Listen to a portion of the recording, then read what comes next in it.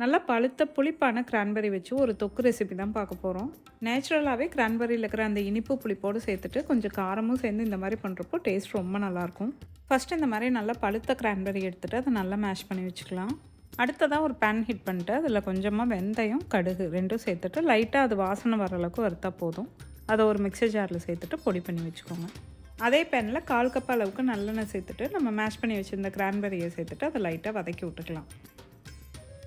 Cranberry வதங்கிறதுக்கு ரொம்ப நேரம் ஆகாது, ரொம்ப சீக்கிரமாகவே நல்லா சாஃப்ட் ஆயிரும். கூடவே தேவையான அளவுக்கு உப்பு சேர்த்துட்டு நல்லா கலந்து விட்டுறலாம்.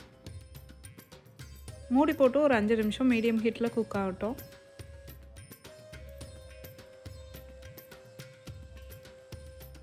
இப்போ காரம் எவ்வளோ தேவையோ அவ்வளோக்கு மிளகாய் தூள் சேர்த்துக்கலாம். கூடவே நம்ம பொடி பண்ணி வச்சோம் இல்லையா வெந்தயம், கடுகு அதையும் சேர்த்துட்டு நல்லா கலந்து விட்டுறலாம். கிரான்பெர்ரி நல்லாவே புளிப்பாக இருக்கும், அதனால காரம் அதிகமாக இருந்தாலும் தெரியாது. கடைசியாக திரும்ப ஒரு 1/4 கப் அளவுக்கு நல்லெண்ணெய் சூடு பண்ணிவிட்டு அதில் பூண்டு, கடுகு, கருவேப்பிலை, கொஞ்சமாக பெருங்காயத்தூள் இது எல்லாத்தையும் சேர்த்துட்டு கடுகெல்லாம் நல்லா பொரிஞ்சதும் அதை நம்ம தொக்கு கூட சேர்த்துக்கலாம்.